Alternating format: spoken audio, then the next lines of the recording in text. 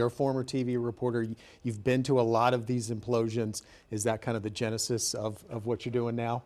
Exactly. I mean, the idea of me as the implosion guy just happened purely as a lark. I mean, my news career in Las Vegas began right at that time in 1993 when the first big implosion happened with the dunes coming down in October of 1993.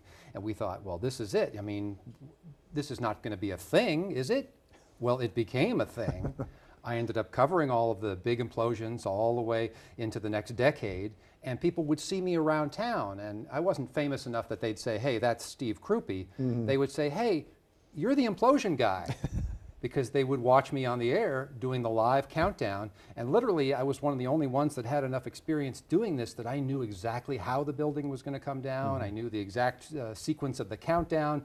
The other stations sometimes would miss it, and their camera guys would have to swing over at the last second and get it. But it became a routine thing, and each one has its own personality. Each implosion is a little different, and we're going to see some different things coming up with the Tropicana.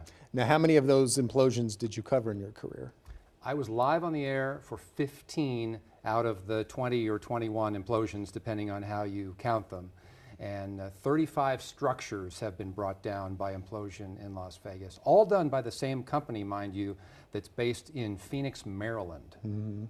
Do you have a favorite implosion? Each one is different. Each one is magical in its own way. But my favorite truly is the most magical of them all, and that was the Aladdin Hotel. It happened on my birthday in 1998, and wow, what a magical moment that was. They needed to preserve the Aladdin Theater for the Performing Arts, which directly abutted the hotel tower that they were imploding. And so they needed to bring it down very gently. And when you watch the pictures of it coming down, it almost looks like the images are in slow motion, but it's not. That's the way the building came down, so gently and magically. And that theater, not a single scratch on it. It's still operating today as the Planet Hollywood Theater. That's pretty amazing.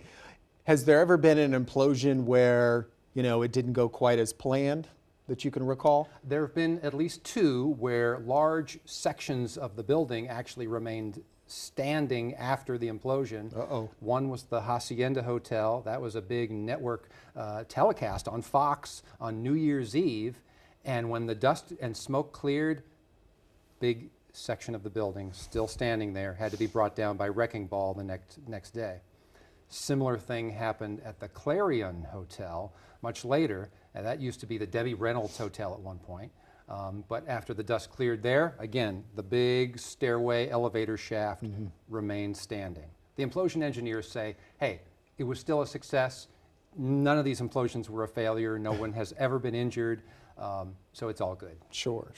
Now, we see other cities do implosions, but it doesn't seem to have the gravitas of a Vegas implosion. What is it about Vegas and implosions that just seems to meld?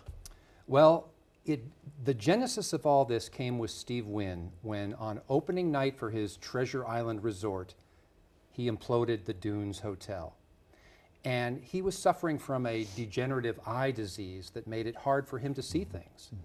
And so the implosion engineers said, well, we've got an idea for how you can see this implosion better. We'll put 800 gallons of aviation fuel in the building and set it on fire as the explosive charges are going off.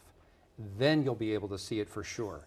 And so it created this amazing wall of flame. You could feel the heat out on the street where we were standing. People thought, oh my gosh, that was intense. But that's what really began the idea of making each one of these implosions a spectacle, an entertainment event on top of a construction or demolition exercise. In terms of crowds, obviously we've seen some massive crowds for some of these implosions. You've covered a lot of big events in Las Vegas. How do implosion crowds compare to, say, maybe New Year's Eve crowds or other big event crowds? The biggest crowd of all for an implosion was that very first one in 1993. That's because they set up grandstands, a lot of people were invited, it got a lot of publicity, and that crowd was over 300,000 people. That's New Year's Eve level type of crowd. There have been other big crowds. There was a big crowd for the Aladdin, big crowd for the Hacienda, but nothing like that 1993 crowd. And who knows how many people are going to show up for this Tropicana one, because they're saying, hey, there's no official viewing area, but there's nothing to stop people to get up to the roadblocks and try to get the best view that they can. So it'll be interesting. Have you ever had to go home and immediately shower because you've got dust all over you? I've ruined a few suits, that's for sure. After the Aladdin Hotel, I was so close. The dust cloud just enveloped me. I had goggles on, face mask, the whole deal, and just caked in dust. Other times I got lucky, the wind was blowing the other direction and the cloud went away. That's good, that's good. So let's talk about the Tropicana implosion. You know, it's been a while. We haven't had one in a while around here. 8 years. Has it been that long? 8 years? What are you expecting with this one? This one will be interesting because this is one of the rare double implosions. The last one 8 years ago was actually a multiple implosion with the final towers of the Riviera coming down. But this one will be interesting because even though it's happening in the middle of the night, they are making it a spectacle with a fireworks show engineered by the famous Crupi family that's doing the fireworks. There'll be drones in the air. And then once they press that button to set off the charges, it's going to take a total of 22 seconds, we're told. The first tower will go down, then there'll be a pause, the dust will settle, and then the second tower will go down. And each tower is constructed a little differently. One is primarily steel, the other one is concrete and rebar, so different method of wiring it for the explosives, and one, I think the concrete one is going to have a much bigger dust cloud. Sure, sure.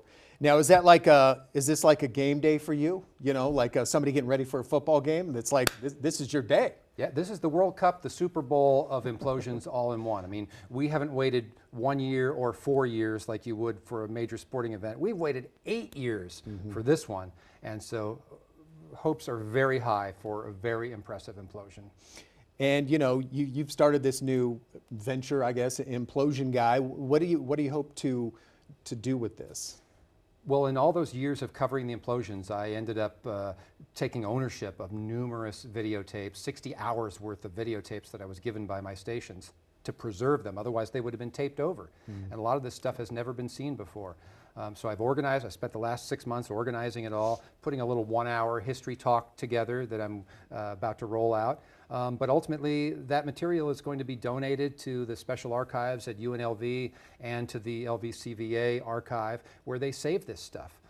There's lots of great Las Vegas history. I mean, you see it, we blow it up, but some of this imagery, some of these photographs, some of the videotape, it's got to be preserved.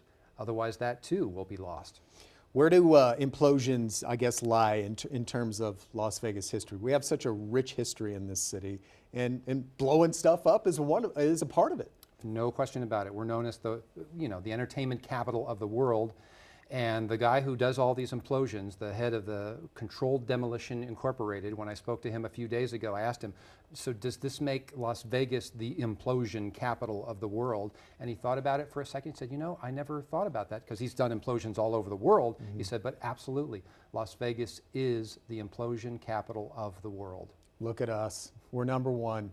Now, have you given any thoughts to, as the implosion guy now, you know, coming out with like a superhero cape, maybe like a giant eye, jumpsuit kind of thing? Actually, I had made a reflective construction vest. Even better. That says, have a blast. And that's perfect. yeah.